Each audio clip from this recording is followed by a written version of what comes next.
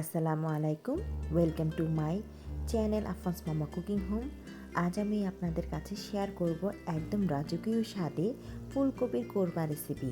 খেতে যে দুর্দান্ত সুস্বাদু হয় তা আর বলার অপেক্ষাই রাখে না।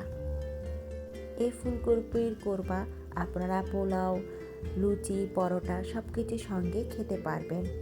তো চলুন কথা না বাড়িয়ে আমরা মূল রেসিপিতে চলে যাই। প্রথমে আমি ফুটন্ত গরম পানিতে ফুলকপিগুলো 4-5 মিনিটের মতো আমি সিদ্ধ করে নেব। তো এখানে আমি হাফ টি স্পুনের মতো লবণ দিয়ে দিব। তো আমি এখানে ফুলকপিগুলো বেশি সিদ্ধ করব না, কারণ এগুলো গলে যাবে। তো আমি এগুলোকে ছেঁকে আমি তুলে রাখলাম। অন্য একটি পাতিলে আমি 1 টেবিল চামচের মতো ঘি দিয়ে দিলাম। আর এই ঘির মধ্যে আমি তুলে রাখা ফুলকপিগুলো আমি হালকা বাদামি আকারে ভেজে নেব। আমার ফুলকপিগুলো ভাজা হয়ে গেছে। এখন এগুলোকে তুলে আমি ওই ঘিয়ের মধ্যে আস্ত গরম মশলাগুলো, লং, এলাচি, দারচিনি, তেজপাতা এগুলো দিয়ে দিব। এগুলো দেওয়ার পরে আমি এখানে 2 টেবিল চামচের মতো পেঁয়াজ বাটা দিয়ে দিলাম আর 1 চা চামচের মতো রসুন বাটা দিয়ে দিব। এগুলো দেওয়ার পর আমি এখানে হাফ চা চামচের মতো হলুদের গুঁড়ো দিয়ে দিলাম আর হাফ চা চামচের মতো মরিচের গুঁড়ো দিয়ে দিলাম আর হাফ চা চামচের মতো ভাজা জিরার গুঁড়া দিয়ে দিলাম। তো এগুলো এখন ভালো করে কষিয়ে আমি এখানে 1 টেবিল চামচের মতো আমার সিক্রেট মশলা আমি দিয়ে দিলাম। আমি অন্য একদিন আমার এই মশলা রেসিপিটি আমি শেয়ার করব। তো এখানে আমি এখন ভালো করে কষিয়ে নেওয়ার পরে আমি 1 টেবিল চামচের মতো বাদাম বাটা দিয়ে দেব।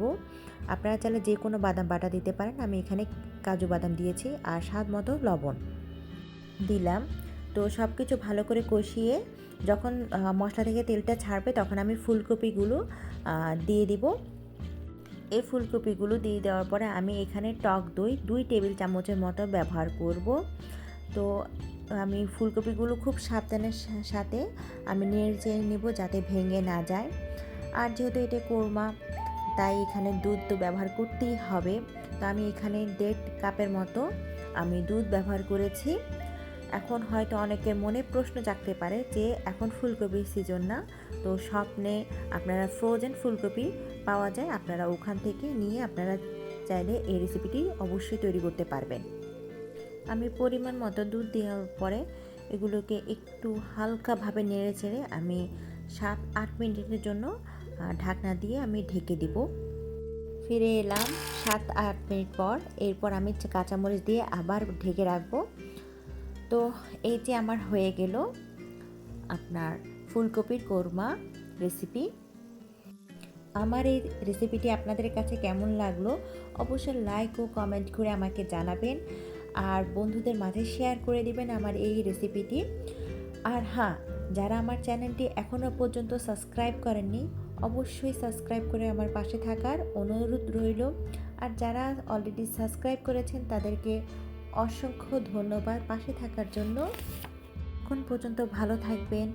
আল্লাহ হাফেজ, সকলকে ধন্যবাদ।